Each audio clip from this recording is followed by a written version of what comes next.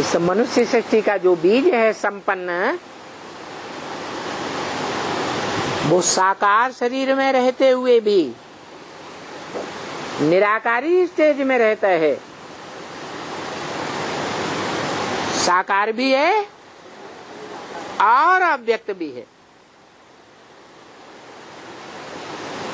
सूक्ष्म स्टेज में रहता है, मनन चिंतन मंथन की स्टेज में रहता है, दुनियावी बातों के संकल्पों में नहीं रहता है। इसलिए सूक्ष्म परिस्थायी स्टेज भी है और शरीर के अंदर आत्मा निवास करती है। इसलिए साकारी भी है।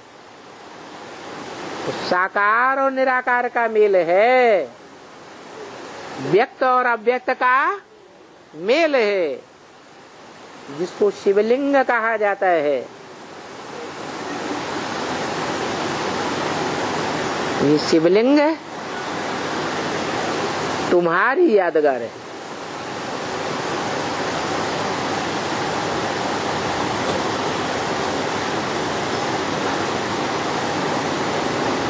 तुम बच्चे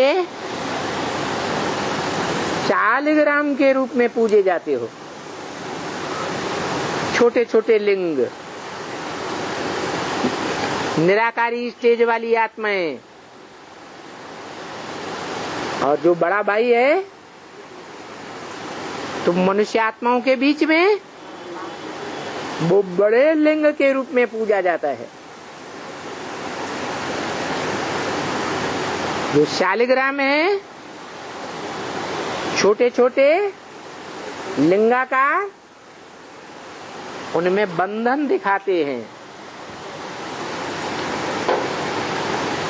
और शिवलिंग को कोई बंधन नहीं होता है। माना वो शिवलिंग के रूप में पार्ट बजाने वाली आत्मा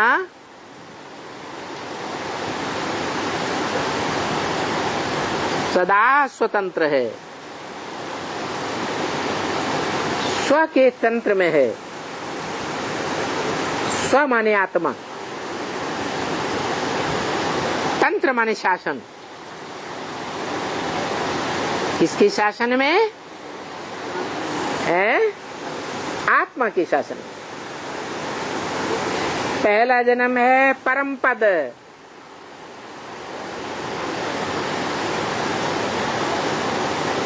कौन सा? विष्णु रूप।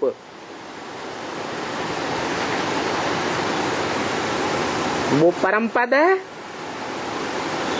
पहले आदि जन्म में, सृष्टि के आदि में आत्मिक स्टेज वाला है या नहीं है? है। तो आदि सो अंत। अंतिम जन्म में भी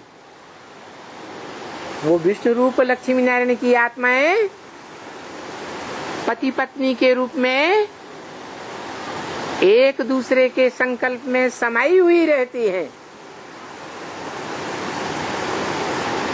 आपस में एक दूसरे का विरोध होता ही नहीं है।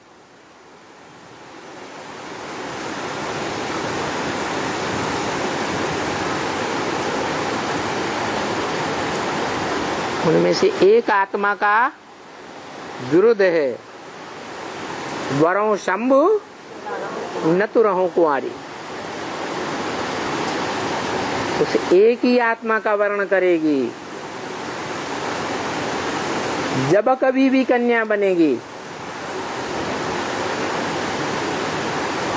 जब कभी भी पुरुष बनेगी, तो एक का ही वर्ण करेगी, दूसरी आत्मा का वर्ण नहीं करेगी। जो ये जन्म जन्मांतर के प्योरिटी के संस्कार है, जो विष्णु में प्योरिटी दिखाई गई है, सर्पों की शैया के ऊपर आराम से लेटा हुआ है।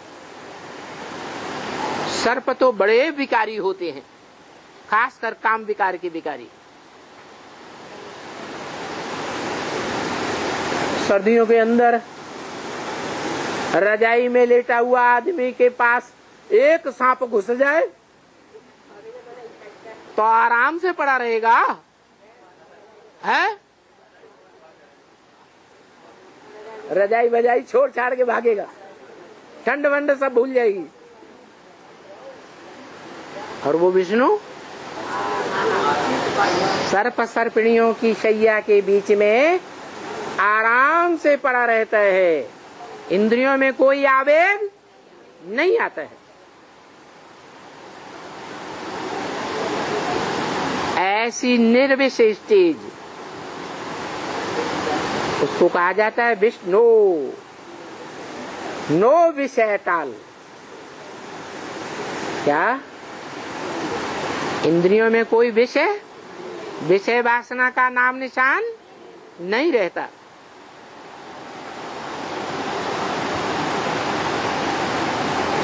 तो वो व्यक्त भी है, मनुष्य सृष्टि का बीज जब संपन्न बनता है तो व्यक्त भी है और अव्यक्त भी है।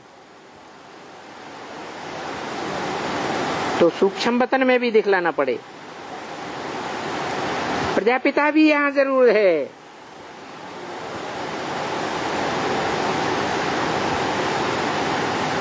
तुम भी फरिश्ते बनने के लिए आए हो ना। नंबर बार आज नहीं तो कल तुम बच्चों को भी फर्श की दुनिया से परे फरिश्ता बनना ही बनना है। कि देह के संबंधियों से रिश्ता कायम रखेंगे। महाविनाश से पहले फरिश्ता बनना ही बनना है। इसमें मुझो नहीं। अगर कोई बात नहीं समझते हो, क्योंकि ये नई बात है ना, बिल्कुल नई, नया ज्ञान है ना। तुम्हारे कोई भी शास्त्र वगैरह में ये ज्ञान नहीं है। बरोबर ये है ही भगवत गीता, भगवान का गाया हुआ ज्ञान का गीत। तो भगवान किसको कहा जाता है? हैं?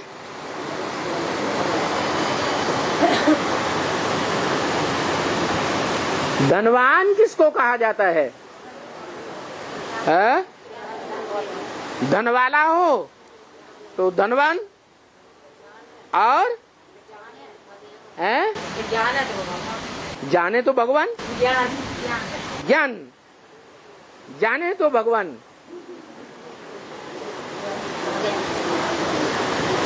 तो बोलते हैं भगवान।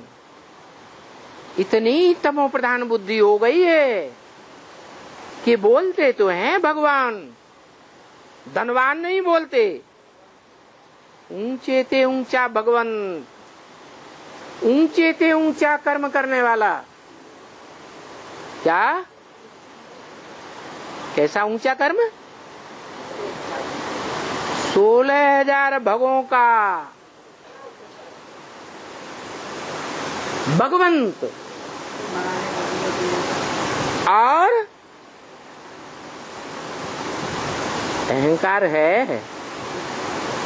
जैसे धनवान को धन का अहंकार रहता है, वो ऊंचे ते ऊंचा भगवंत निराकार दिखाते हैं। निराकार का मतलब ही है देह की स्मृति नहीं रहती, देह का रस अनुभव नहीं करता। फिर भी देखो, इतनी बात समझने के बाद भी तुम कृष्ण को भगवान कैसे कहते हो?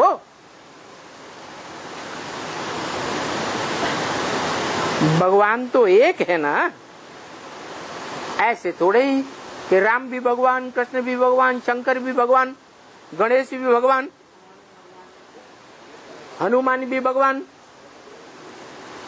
गॉड इज वन कहा जाता है। कहते हैं ऊंचे ते ऊंचा भगवन। अरे ऊंचे ते ऊंचा का मतलब क्या है? पहाड़ की चोटी पर बैठा हुआ है क्या? जो भक्ति मार्ग में दिखाते हैं कैलाश पर्वत पर बैठा हुआ है, अमरनाथ में मंदिर बनाया हुआ है। तो ऊंचे ते ऊंचा भगवान वो जरूर निराकारी स्टेज की बात है, ऊंची स्टेज की बात है। और बरोबर वो निराकार बाप किसका बाप है? अरे चींटी का बाप चींटी, हाथी का बाप हाथी, सांप का बाप सांप जैसा। तो मनुष्य आत्माओं का बाप मनुष्य आत्मा है तो मनुष्य, लेकिन आत्मिक स्थिति में टिकी हुई आत्मा। कैसी आत्मा? कैसे मनुष्य? जिनमें देह भान का महाविनाश के टाइम नाम निशान न रहे। अपन को ज्योति बिंदु आत्मा ही देखें, ऐसी स्टेज बन जाए कि जब चाहे ये मिट्टी रूप शरीर को छोड़ करके दूर से आत्मा बन करके अपने ही शरीर को मुर्दा रूप में देखें, और जब चाहे तो उसमें प्रवेश भी कर जाए। उसको कहते हैं परम पिता परमात्मा। परम पिता माने आत्माओं का बाप, निराकार आत्माओं का निराकारी बाप, और परमात्मा कैसी आत्मा? परम। जितनी भी चक्र में आने वाली आत्माएं हैं 84 के चक्र में, उनमें परम पार्टधारी हीरो आत्मा परमात्मा, जिसका टाइटल परमात्मा परम पिता के बाद लगा हुआ है। ऐसे कभी नहीं कहेंगे परमात्मा परम पिता। क्यों? शंकर शिव क्यों नहीं कहते? क्योंकि पहले बड़ा बाद में छोटा। तो बोला जो ऊंचे ते ऊंचा भगवंत है वो किसका बाप है? सभी आत्माओं का बाप, मनुष्य आत्माओं का भी बाप,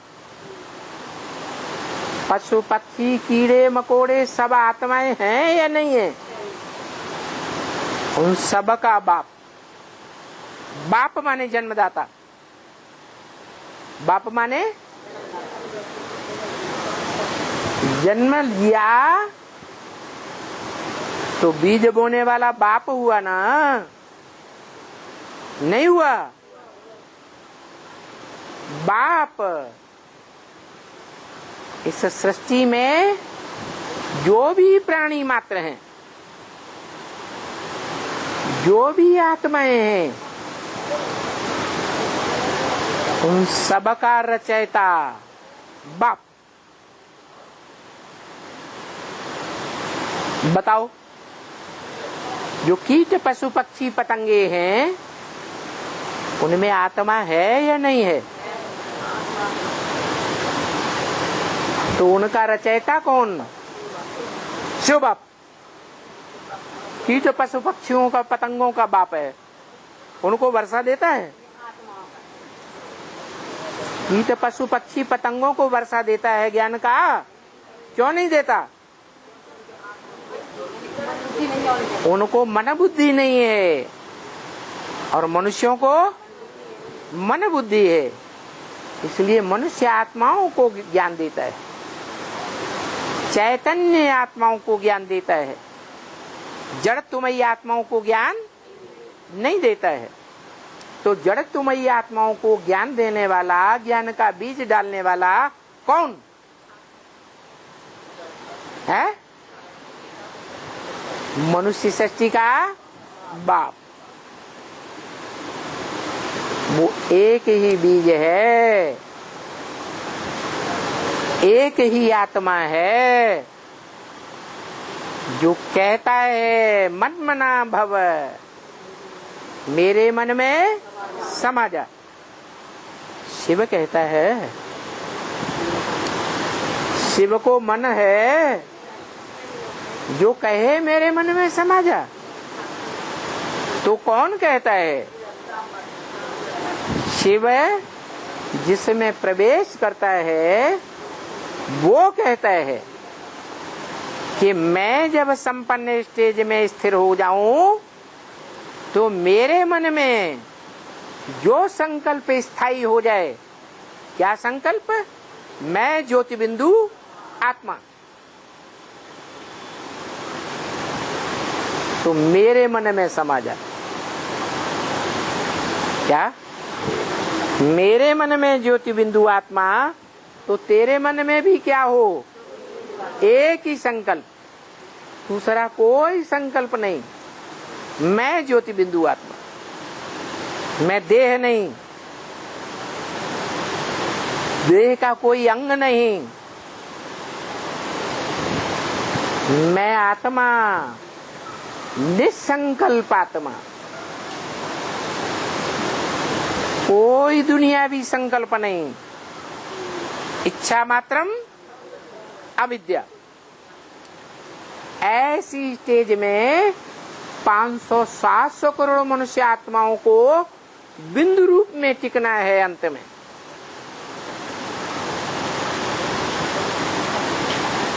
चाहे तो शिव बाप की बताई हुई योग की युक्तियों के लिए,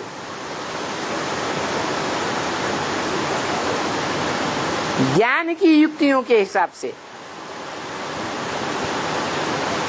अगर उन युक्तियों को धारण नहीं किया, सहज सहज नहीं उठाया,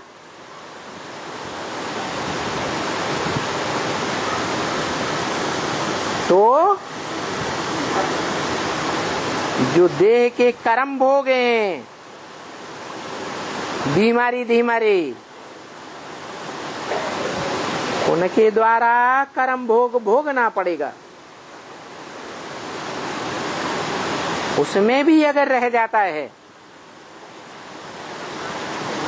तो फिर धर्मराज बाप बैठा है, वो दुनियावी जो भी संकल्प आते हैं देह भान के, उन सारे ही संकल्पों को डंडे मार मार के खलास कर देगा। जैसे कोई बीज होता है, कोई बीज मोटे छिलके वाला, कोई बीज पतले छिलके वाला, कोई कड़क छिलके वाला, कोई हल्के छिलके वाला। तो धर्मराज ऐसा धर्म का राजा है कि दूध का दूध, पानी का पानी कर देगा। सारा देवान रूपी छिलका उतर जाएगा और आत्मा रूपी बीज रह जाएगा। जिस आत्मा रूपी बीज में नो संकल्प एट ऑल, सिवाय मैं आत्मा ज्योति बिंदु, जो भगवान का आदेश है। कौन सा मंत्र? महामंत्र, मन मना भव, मेरे मन में समा जा। तो दुनिया की 500 करोड़ आत्माएं उसको पहचानेंगी जो कहता है मेरे मन में समा जा। कौन कहता है? हाँ जी, जो झाड़ के ऊपर बैठा हुआ है, जहाँ संसार की सभी आत्माएं खींची हुई जा रही है। झाड़ के चित्र में ध्यान से देखना, इस सृष्टि की सारी आत्माएं विनाश काल में उसी ओर खींची जा रही है जो गीता में दिखाया है।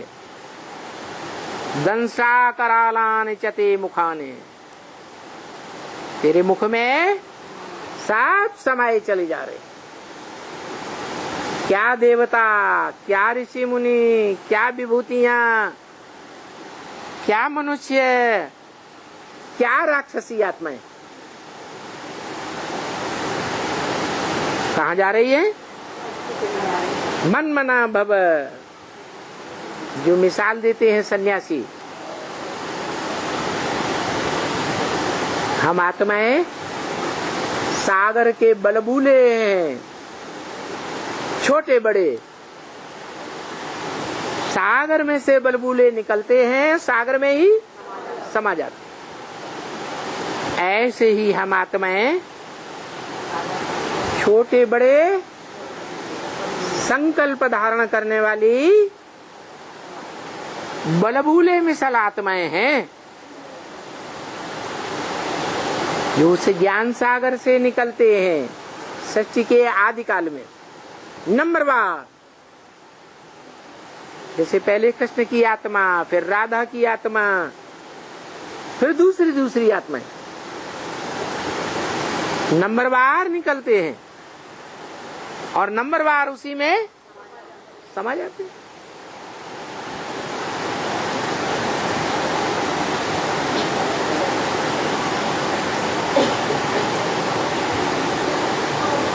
तो बोला वही भगवान है, जिस भगवान में सब समा जाते हैं। उसी भगवान बाप से सब बाहर आते हैं।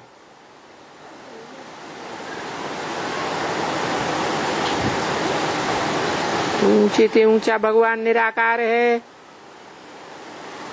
और बरोबर किसका बाप है? आत्माओं का बाप। सभी आत्माएं भाई भाई, अरे भाई भाई तो हैं, परंतु तुम आत्माओं के रहने का स्थान कहाँ है? हैं? कहाँ है तुम आत्माओं के रहने का स्थान? परम धाम।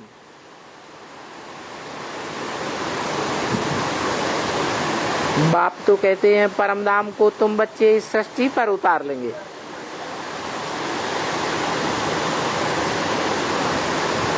तो कौन से धाम में जाएंगे? कौन सा नजदीक है, कौन सा दूर है? जो बाप कहते हैं कि मुझे याद करो, अपने घर को याद करो, स्वर्ग को याद करो। एक को याद करें या तीन को याद करें? एक को याद करें। यहाँ तो तीन बातें हो गई। सुखधाम को याद करो, शांति धाम को याद करो, अपने बाप को याद करो। हाँ, इस सृष्टि पर वो मनुष्य सृष्टि का बाप ही है जो परम धाम को, निराकारी धाम को अपने अंदर उतार लेता है। इस सृष्टि पर ही निराकारी धाम, उस निराकारी धाम में हम सब आत्माएं समा जाएंगी और उसी से फिर बाहर इस सृष्टि रूपी रंगमंच पर पार्ट बजाने आवेंगी।